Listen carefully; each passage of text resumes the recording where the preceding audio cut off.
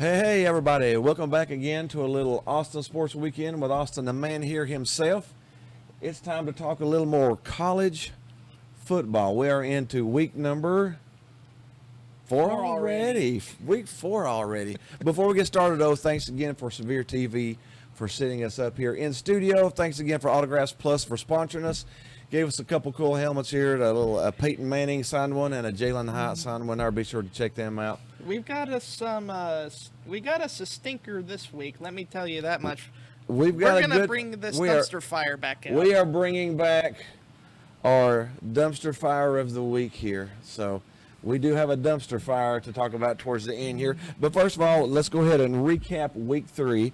Always starting out with our favorite team, the Tennessee Volunteers. Tennessee. And the level of destruction before we got.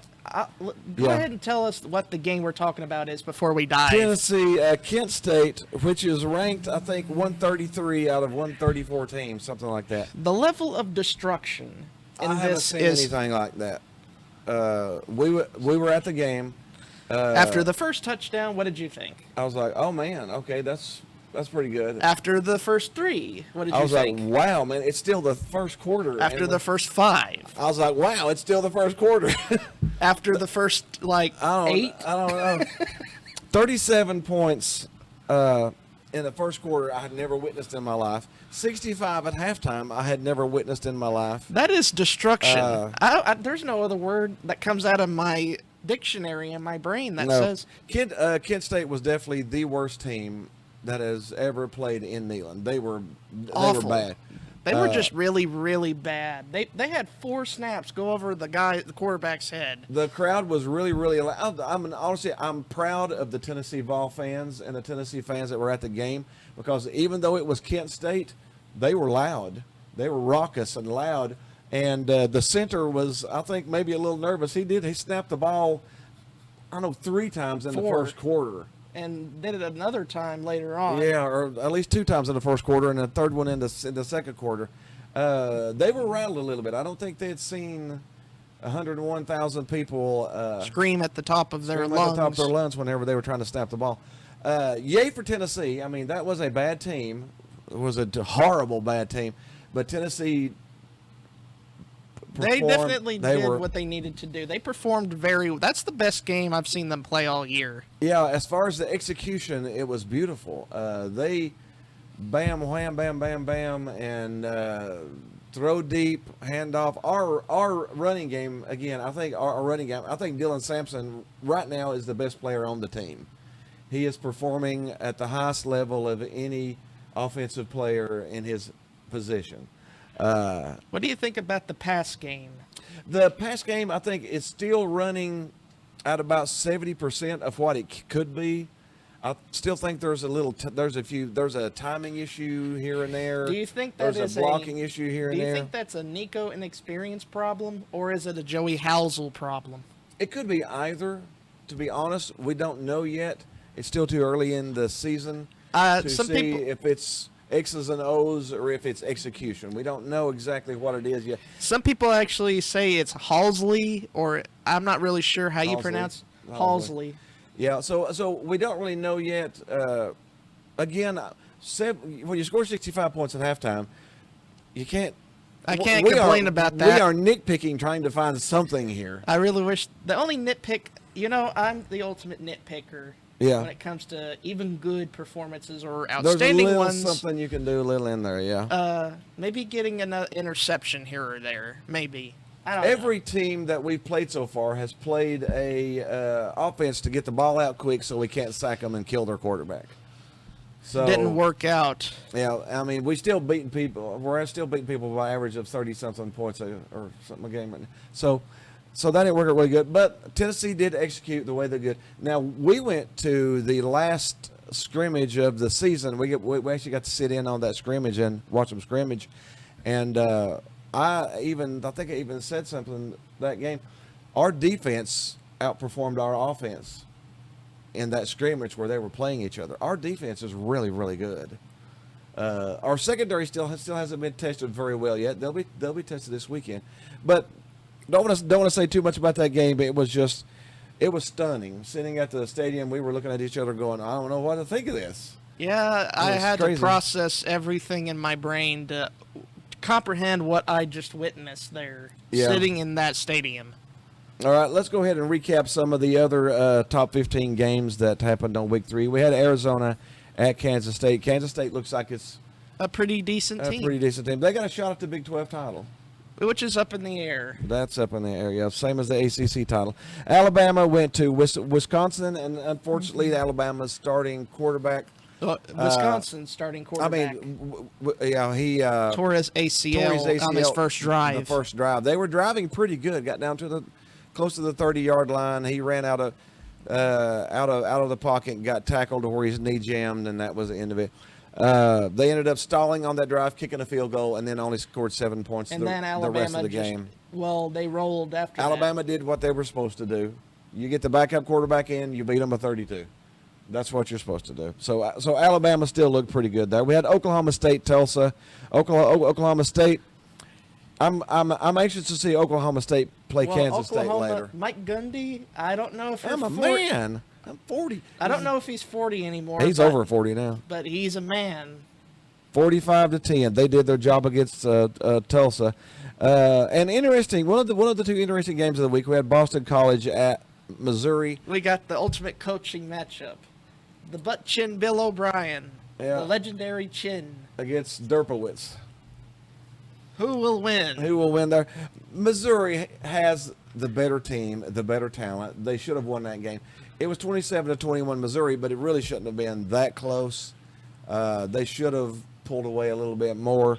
Boston College actually had a chance to win the game. They just couldn't pull it together at the end. But Missouri pulled away. That's what they're supposed to do. The team that sort of pulled it together this week, Oregon. Finally. Oregon got it together. Oregon. They were messing with their offensive line. They were like playing like a cat playing with its food or something like that. They finally got their offensive line set to where their offense clicked. And what could have been a close game, which is a rival game, Oregon State, turned out to be a blowout. Oregon pulled out 49 to 14. That's what I handled it. expected from them this That's year. what we thought from Oregon from the beginning, but they've had a little bit of an offensive struggle. We'll see from this point on if they actually have it finally.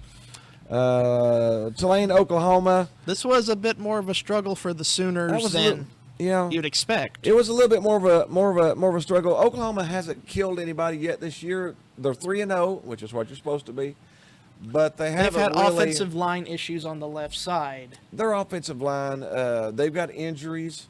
Their left tackle and center is having issues staying healthy. Their wide receivers at the beginning of the year, they had 4 wide receivers. People thought maybe it's one of the best wide receiving corps in the country. They were down to 1.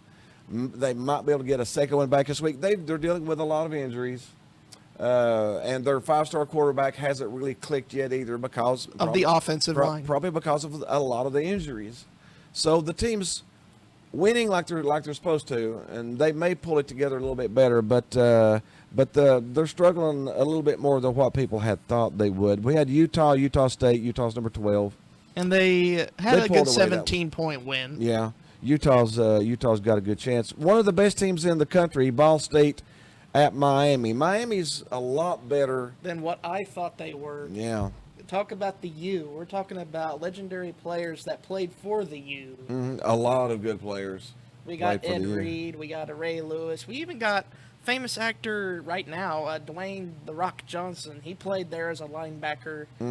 Just quite a few of them. Miami's definitely got the U line, the boat line to win the ACC. I don't know if anybody's. Well, Miami looks going to they've challenge impressed me so far. 62-0. That's a solid win. We had Ole Miss, Wake Forest. Ole Miss is probably good. Ole Miss is a good team. But they're going to have an easy road until maybe later on in the year. Yeah, they've got a softer schedule. Not a soft schedule, but a softer schedule where they've got a little bit of a cream pie filling here in the middle. UTSA, University of Texas San Antonio at Texas, 56-7. Good thing Texas looked good. Bad thing, Quinn Ewers got a little strain in his abdomen. So Arch they Manning brought is- in Arch Manning. Arch Manning is going to be the man next week. He is starting this week. He came in and had a 67-yard run. Isn't that was that what Peyton and Eli did back then? If you total Peyton's runs together and Eli's runs together, total, they're not 67 yards. The longest that Peyton ever had was 13 yards, and the longest Eli ever had was 17 yards. So no, he didn't get his running prowess from those two. So, but Texas looks like the best team in the country.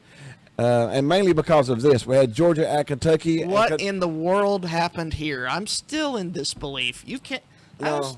During the game, I was telling Dad they better stop messing around. Yeah. Normally, they mess around in the first half, and then around the third, fourth quarter, They start to blow out. They blow up. Now, but they didn't in this one. They just struggled all the way through. They drove the struggle bus, which is a problem Georgia has had over the past few years with smaller opponents. Kentucky had a chance to beat them. They had the ball, 3-ish minutes left. They were driving. They were close to the 50-yard line. And then a coaching mistake. They had fourth down. I think it was 4th and 6, 4th and 7. They ended up with a penalty. They were going to go for it. Backed them up to 4th and 12. Still probably should have probably. Even I'm not an analytical guy, you know me. I'm a feeling guy, but still probably analytically, it probably still said to go for it. Because you might not get it back. And guess what? They punted the ball, And they didn't get it back. and they lost the game 13-12. So Kentucky should have pushed. Now, to be proud, Kentucky played hard after having a tough game the week before. They definitely gave it their all. They did not give up. The players gave it them all, their all. It's just, I think Mark Stoops' decision let them down. The coaching failed them a little bit. All right, let's go ahead and jump into week 4. We're going to go ahead and cover Tennessee first. We have Tennessee at Oklahoma. Now, this is going to be an either-way game. Right now, Tennessee is favored by 7. This is a game that has a lot of talking points. Heupel coming back home to Oklahoma, where he played as a college athlete. Josh Heupel was the last quarterback for Oklahoma that won the national championship. He was their quarterback that won the national championship for them. He went on to be an assistant coach there and an offensive coordinator there. And then Bob Stoops fired him to bring in Lincoln Riley. So, yeah, there's a little bit of bitterness there. Heupel went on to Missouri, down to UCF, and then finally has ended up as the head coach at Tennessee. And has Tennessee all the way up to number 6 in the country this week. They jumped up from 7th to 6th. So now, the main problem for Tennessee is the secondary. How will it hold up against Jackson Arnold and the Oklahoma offense? Now, our secondary is the question mark, but I did see something interesting this week. Jod McCoy came in, transferred into Tennessee, and right now he is the highest graded cornerback in the SEC. Some might say that we Of course, played a weak schedule. We've had the weak schedule, but if you're down 52-3, you're going to have to cover more because people are going to be throwing on you. I think the secondary would be challenged more when you're blowing people out than when it's a close game. So I'm just saying, I think Tennessee's twitch talent, the speed, the talent that we have in the secondary is extremely better this year than it was in the past. than what it has been in the past. Now, Oklahoma, their strength is the defensive side of the ball, which Brent Venables is the head coach, which is to be expected. Yeah, he was the defensive coordinator for Clemson when they were on their power trip winning the national championship. He was a defensive coordinator under Bob Stoops. Mm-hmm. So this is the Bob Stoops Bowl, where two former assistants are playing against each other in Oklahoma. Yep. See, yeah, Oklahoma has the 23rd ranked defense. They're only allowing 11.3 points per game. That's pretty solid. That's a pretty solid. The problem with Oklahoma is their offensive line's really weak. They've gave up 9. That's their biggest problem. They've given up 9 sacks through 3 games. So, and again, Oklahoma hasn't played any barn burners either. You know, they've been playing the lesser teams too. So, to give up 9 sacks, that's worrisome. That is a little worrisome. Especially when James Pierce, a highly touted NFL prospect, could come They've in there. got 2 NFL prospects in that lineup at the minimum right now. And the So the real matchup is Tennessee's O against Oklahoma's D. That's the real matchup. That's the real matchup. Because we know Tennessee. See, Oklahoma has only 41% of the time they've went 3 and out. So that's another problem. They've struggled Yeah. to fix those issues.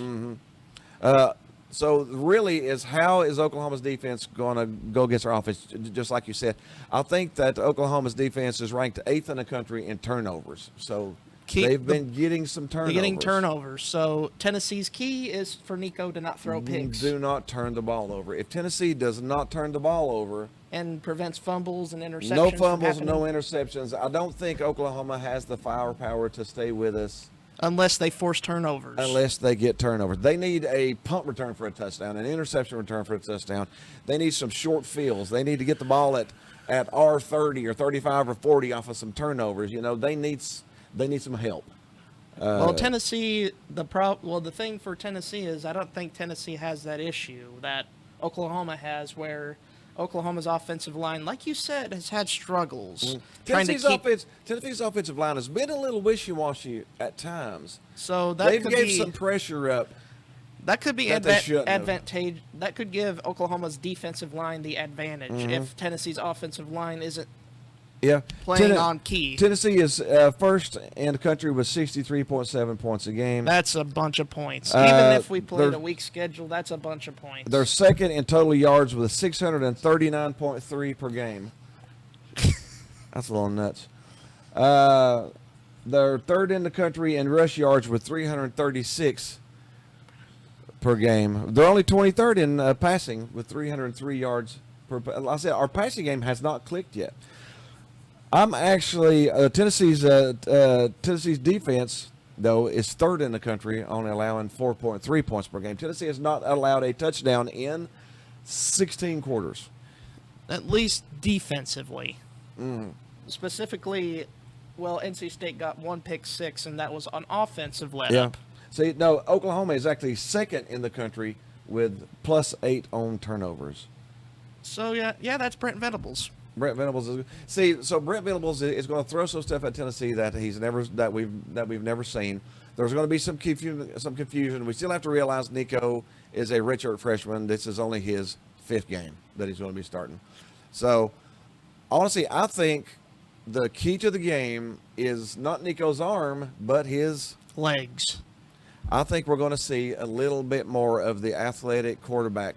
There's going to be some confusion. There's going to be some stuff going on.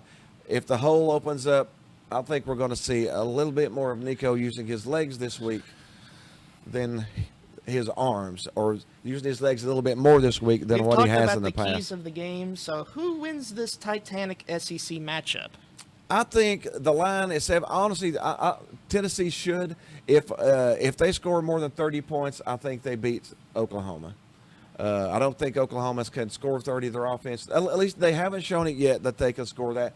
And especially going up against the number 2 defense in the country that we have right now. I think our offensive line, is going to cause so much havoc that the pressure on the cornerbacks are going to be less, because there's going to be so much pressure up front that it's going to be hard for them to deal with it. I think Tennessee wins. The line is 7. I think Tennessee pulls the line.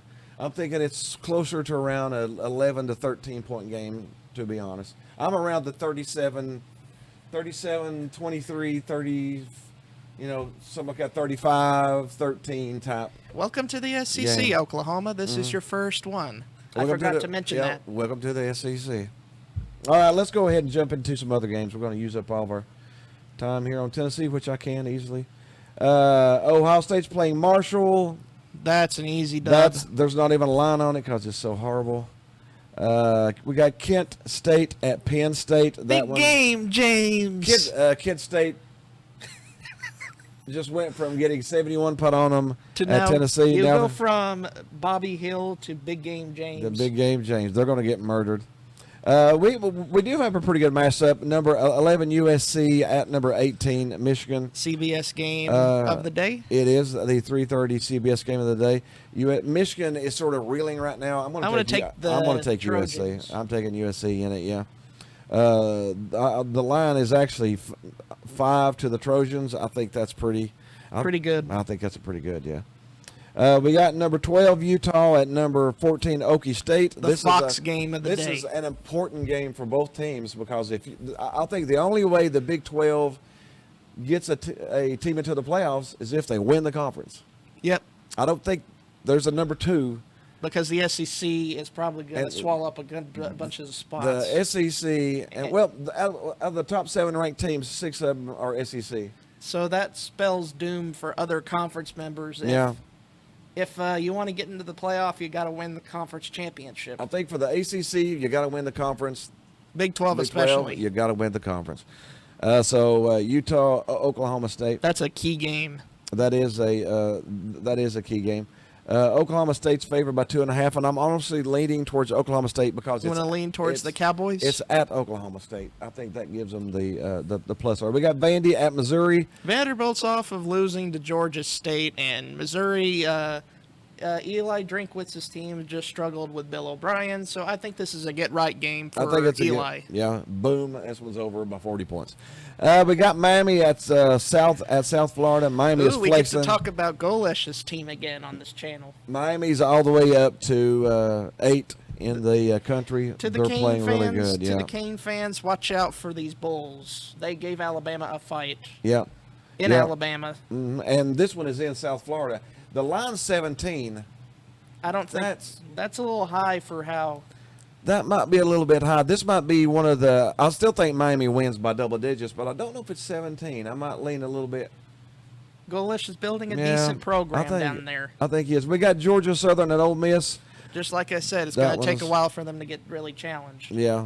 That one is way beyond. University of Louisiana Monroe at Texas. That's a good warm-up game for Arch. That's a good warm-up too. Arch Manning will be starting that game, so that's a good little warm-up. It'll be fun to watch just to see the talent level. I think he's going to be talent. He's got the Manning bloodline in him. What do you? He does. How many points do you think he scores there? And then last we've got number 13 K-State at BYU. Kansas State, I've got mine on the Wildcats here. I think I got mine too. It's they're favored by 6.5. I think they cover that pretty good. So that is our college football. We need to mention this, except for we're going to bring back our dumpster fire of the week. Our dumpster fire of the week is the Florida State Seminoles. Their second appearance. What is going on there, man? It is a disaster down there. Mike Norvell has no clue what he's doing. He's like playing Jeopardy. How many games have they lost now? All of them? All of the games. All of the games. Let me give you some of these special stats on here. Go ahead and give us some stats of what's going on. They're averaging 16 points a game through 3 games. And they've scored 4 touchdowns in 3 games. 4 touchdowns in 3 games. That's what was shocking. 4 touchdowns in 3 games. They're only averaging 2 yards a run as a team through 3 games. That's terrible. They're averaging 100. They got 156 rushing yards total in 3 games. They're barely averaging 53 yards every game running the ball. Just running the ball. Their passing the ball is slightly better, but it's still not good. They're averaging 222 passing yards. I mean, that's modest. That's modest, but the quarterback, DJ Ukulele or Uiagalele, has got 1 touchdown and 2 interceptions. 1 touchdown pass to 2 interceptions in 3 games. And they have 179 total offensive plays for 274 yards per game. That's Tennessee's averaging 639 per game. So, yeah. Florida State is in trouble, to say the least. Mike Norvell is in trouble if they don't get it together. Yeah, he is. If they don't win this week against Cal, then they might as well just... They did pack it up last week, so they might pack it up even more. They might even, yeah. I mean, that team's a mess. Shockingly bad. It's really, to be a top at one point, team Dad, last year. At one point, DJU had 5 of 6 for 7 yards and an interception in 1 half of football. Jeez. What happened? I mean, well, I know what happened. Last year, they were on fire. They were winning. Their starting quarterback got hurt, and the team sort of took a step back. They took them out of the playoffs, and they got mad. Norvell got mad. Players got mad. and the team quit.